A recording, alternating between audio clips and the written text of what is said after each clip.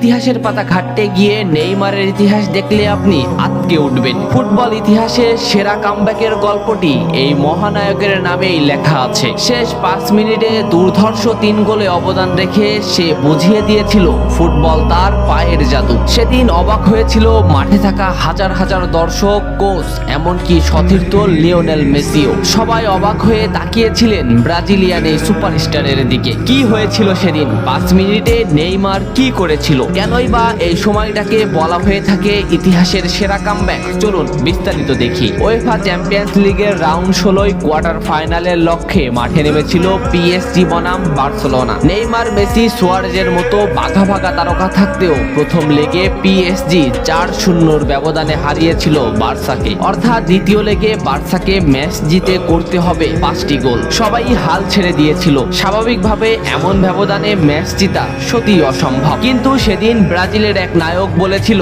এটা সম্ভব, আমরা এটা করে দেখাবো। যেভাবেই হোক না কেন আমরা দলকে ম্যাচ জেতাতে চাই। 2017 সালের 8 মার্চ অনুষ্ঠিত হয় এই ম্যাচের দ্বিতীয় লেগ। ম্যাচের শুরু থেকে ক্ষিপ্রতা আর দক্ষতা দেখাতে শুরু করেন নেইমার। এই ম্যাচে যেন আবির্ভাব হয় কোনো এক নতুন নেইমারের। এই নেইমারকে তো কেউ চেনে না। ম্যাচের 3 মিনিটেই লুইস সুয়ারেজ পেয়ে যায় প্রথম গোলের দেখা। এরপর নেইমারের ক্ষিপ্রতায় একের পর এক আক্রমণ সাজাতে থাকে বার্সা। এদিন যেন নেইমারকে কোনোভাবেই আটকাতে পারছিল না পিএসজি। নেইমারকে আটকাতে একের পর এক ফাউলই বেছে নিয়েছিল তারা। ম্যাচের 40 মিনিটে লেভিনের আত্মঘাতিক গোলে বার্সা পায় দ্বিতীয় গোলের দেখা। ম্যাচের 50 মিনিটে ক্ষিপ্ত থাকা নেইমারকে ডি বক্সের ভিতর ফাউল করে ফেলে দেওয়া হয়। এতে বার্সা পেয়ে যায় পেনাল্টি। পেনাল্টিতে গোল করে দলকে এগিয়ে নেন লিওনেল মেসি। তবে যেমনটা ভাবছিলেন এই ম্যাচের গল্প ফুটবল বিধাতা তেমন ভাবে লেখেননি। 62 মিনিটে বার্সার কফিনে শেষ প্যারাটা পুড়ে দেন এডিনসন কাভানি। এতেই স্তব্ধ হয়ে যায় ক্যাম্প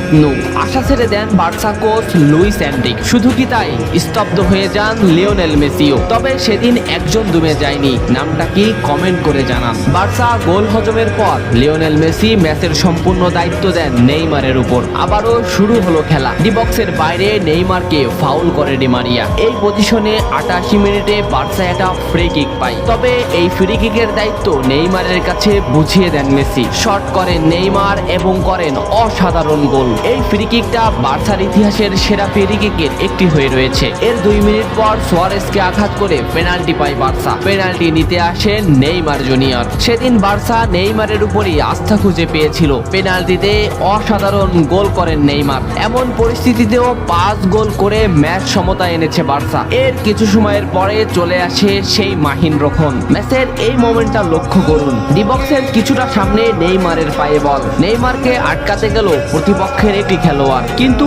নেইমার শর্ট মোমেন্ট নিয়েও শট না করে বলটি সামনে আগালেন। এই মোমেন্টটা লক্ষ্য করুন। নেইমার একবার গোলের দিকে তাকালেন। এতে সে বুঝে ফেলেছে কোথায় বলটি দিতে হবে। নেইমার শট নিলেন। আপনি সাধারণ চোখে এটাকে একটা শট দেখলেও এটা হলো সেই শট যা লিখেছিল ইতিহাসের সেরা কামব্যাকের অধ্যায়। নেইমার এমন ভাবে শটটি নিয়েছিলেন যাতে রবের্তো শুধু পা লাগিয়ে গোল করেছিলেন। শেষ 5 মিনিটে সেরা 3টি গোলে অবদান রেখে সেদিন ইতিহাসের সেরা কামব্যাকের নায়ক হয়েছিলেন ব্রাজিলিয়ান এই সুপারস্টার। সবাই যেখানে স্তব্ধ হয়ে গিয়েছিল, নেইমার সেখান থেকেই শুরু করেছিলেন। নেইমার বুঝিয়ে দিয়েছিলেন নিজের দৌরত্ব।